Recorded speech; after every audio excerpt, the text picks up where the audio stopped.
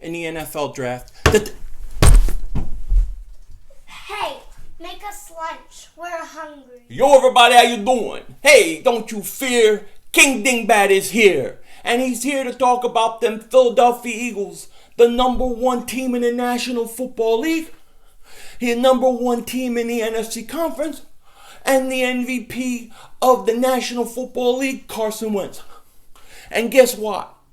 We're kicking butt. Guess what? We won the trade deadline. Guess what? We're going far this year. Buckle in and hold on.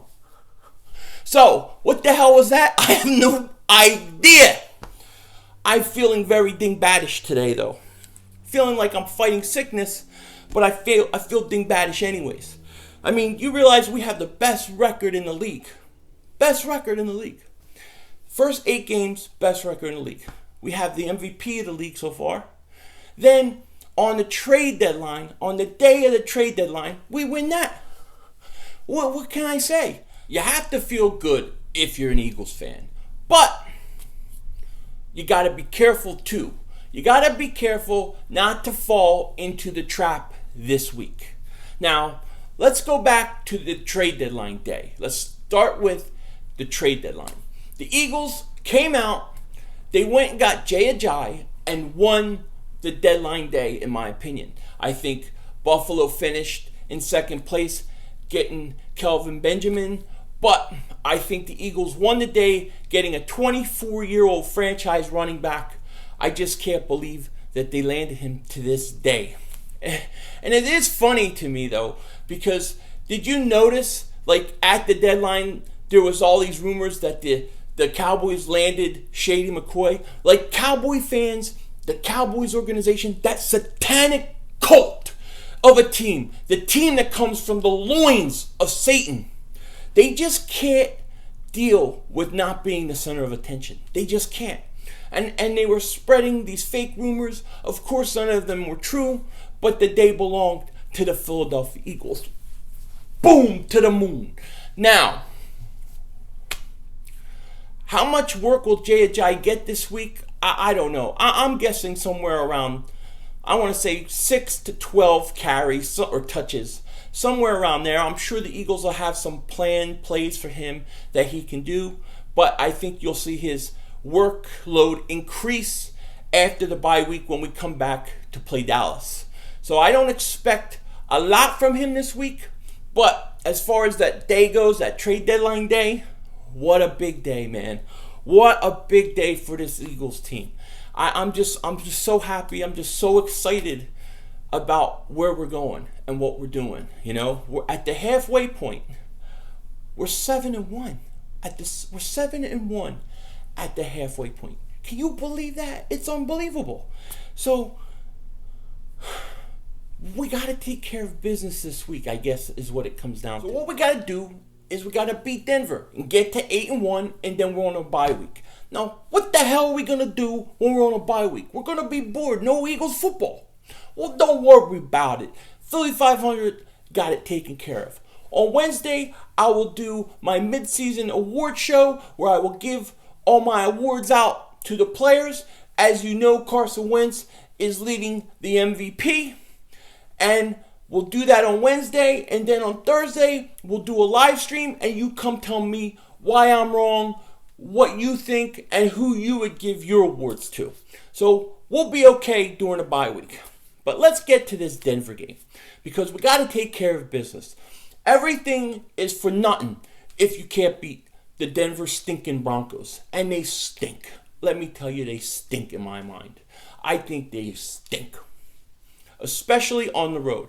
Now you may be saying, oh man, don't say that, dude. That ain't nice. Don't say that they stink. That you don't want to say that. I think that. So I'm going to say it. Denver's defense is good. I like their defense. I like Von Miller. Von Miller scares me because the Eagles' offensive line was horrible last week. He scares me. The defense is good. And if they can keep the Broncos in the game late in the fourth quarter, maybe they think they can steal it.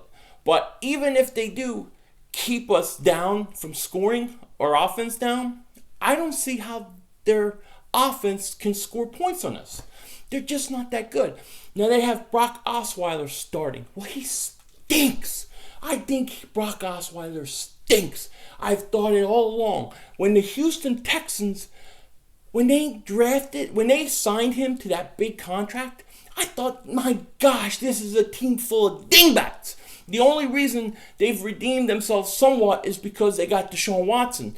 But when they got Osweiler, I was like, are you kidding me? What a bunch of dingbats. And then Cleveland traded for him. They didn't even want him. They just did it so they could get draft picks. But he stinks. Brock Osweiler stinks. So you know what? You want to put him as a starter to come against the Eagles? Good luck to you. Good luck to you, because it's going to be very hard to beat the Eagles with Brock Osweiler. I don't see it happening.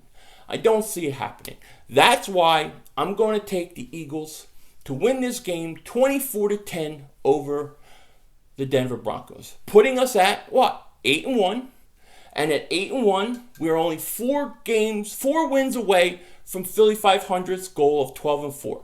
12-4 would make us a 1 or 2 seed, meaning we would get a bye week and then a home playoff game. Seattle is the other team. And you know what? Speaking of Seattle, I should have mentioned them. They also were in on winning the trade deadline. It's unfair of me not to mention them, and I apologize to all Seattle Seahawks fans. Getting Dwayne Brown was a huge move for you. It was a move that bettered Seattle, and I give them a lot of credit. That is a good move. And I look at the NFC as the Eagles and the Seattle Seahawks. Those are your top 2 NFC teams. And the battle's getting ready to be brewing with Seattle. Seattle and Philly is brewing. And we're going to get our first round when the Eagles go to Seattle in a few weeks. But you can tell that is a battle that is definitely brewing. And if the Eagles beat the Denver Broncos, 12, right, you're 8 wins, you get the 12 wins, you get that bye week, then you have a chance at the NFC Championship game. If you get the NFC Championship game at home, you probably got a great chance of going to the Super Bowl. I like the Eagles' chances. I like where we are. We got to take care of the Broncos. Some of the things to be scared of about the Broncos, to me, is you have players that are looking and thinking about the week off they're going to get. That offensive line continuing to not play good. Big V struggling. Lane Johnson continuing to struggle. That interior continuing to struggle. They got to figure out this offensive line woes, especially against Von Miller. That's the scary part about this game. That's what you got to be worried about. You don't want him hitting Wentz. You don't want your quarterback hurt. So that's where we have to be careful of. That's what we got to watch. But on the opposite end of that, their offensive line against our defensive line is a big mismatch, in my opinion, in our favor. So, like I said, I don't see Denver winning. I think the Eagles are going to roll with this.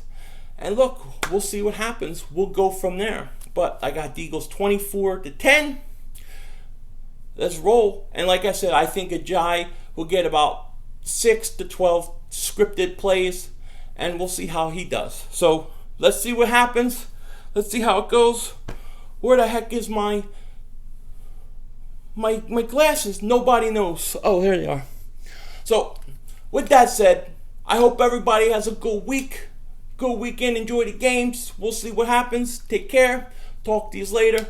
And don't be a dingbat.